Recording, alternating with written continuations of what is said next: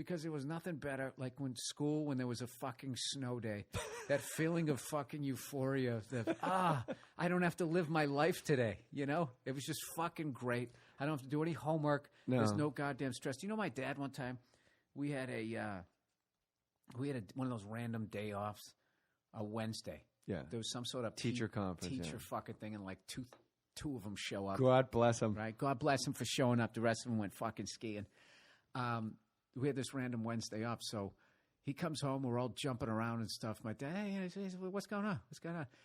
And we're like, oh, we got tomorrow off from school. We don't have to do the homework, blah, blah. And he goes, oh, no. He goes, that's not true. That's not true. Like, yeah, we do. The teacher said. He goes, no, I just heard on the radio on the way back that on the way home, they said you guys have school. They were like, no. They have a parents teacher. And he just stayed with it and just kept going, no. I heard it. We were like, oh, what a ripoff. So my dad would believe him. So we went upstairs. We did our fucking homework. He didn't say shit. We go to bed. Wake up the next morning, do our paper routes. Doesn't say shit. Okay, get up at like 6 in the morning, do these fucking paper routes. We come in. We're eating breakfast. All right? We got all our books. We're showered. We're ready to go to school. We fucking walk out the door. He doesn't say shit. We go down and stand in front of the whole fucking neighborhood, who all knows his day off.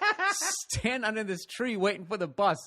He finally gets in his car to go to work, drives down the end of the driveway, rolls down the window, waves at us, and drives to work and left us there.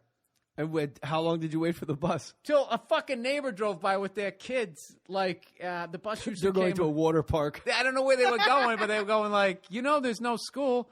And they were like, oh, our dad said there was school. So it made us all look like idiots. I remember calling up my dad. It's the first time I used the F word, and he didn't care. He was laughing so hard. He had this laugh like dying fucking laughing as we would wow, man. I can't believe he didn't fucking... That is the funniest shit ever. That's such a stand-up... I'm telling you, that's how I ended up being a comedian, because right there, like any other parent would just have to look at their kid and be like, all right, man, get back in the fucking house. But a comedian drives away and leaves you there. Waves. It's like, as the years go by, the genius of it, it pissed me off when he did it, but that's the funniest shit. He was like Andy Dude, Kaufman. he made his own kids look like we had something wrong with us, like we were morons. We were going to school. And then they put you in the position of, like, someone saying there's no school, and now you got to, like, on the fly go, well, is my dad lying or is my dad wrong? So you got to defend your dad's honor but hope he's wrong at the same time. Like, you're all mixed up. I just can't imagine the neighbors just going like, how the fuck did they not know? Mr. Burr, I saw your son on the bus stop with all his books. Your dad just laughing. That's great. Here's another classic one of my dad. My brother was it was some hot chick down the street, and she had this fucking she had this house party, like one of those risky ones where, hey, the parents are like, yeah, we're leaving, we'll be back in an hour and fucking 10 minutes, and they try to have a party. Yeah. It was more like, 3 hours, whatever. They come home early, and somehow my brother's looked upon as the ringleader, and he's running out of the house. And the guy knows who he is. My brother's drunk, tells him to fuck off and all that shit. So he knows. So my brother runs home. First grade. He runs home. He's like in high school at this point. He runs home.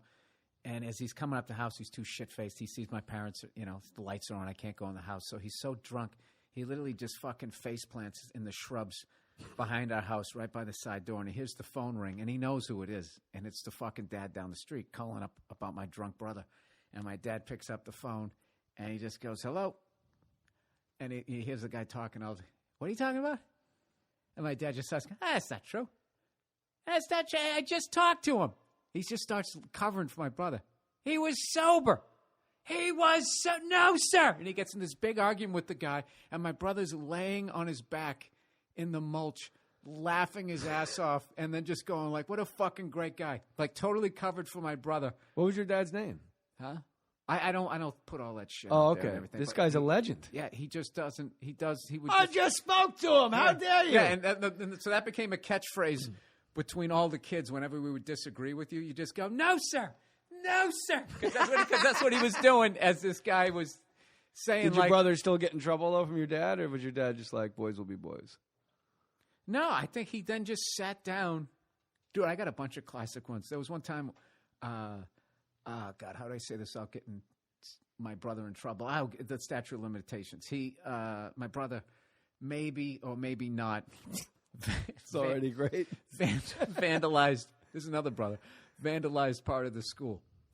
So I think you're going to go into like rape. No, you're no, like, no, I no, don't know, statute of limitations, man. No. He may or may not have dented a Hey, locker. look, I come from this family tree. You keep your fucking mouth shut no matter what. So, anyways, Don't talk to Tony. Don't talk to Tony. Tony's got a big fucking mouth. We're going to handle that problem down there in Florida. So, whatever. They knew he did it, and him and his friends somehow intimidated his entire grade to not rat them out.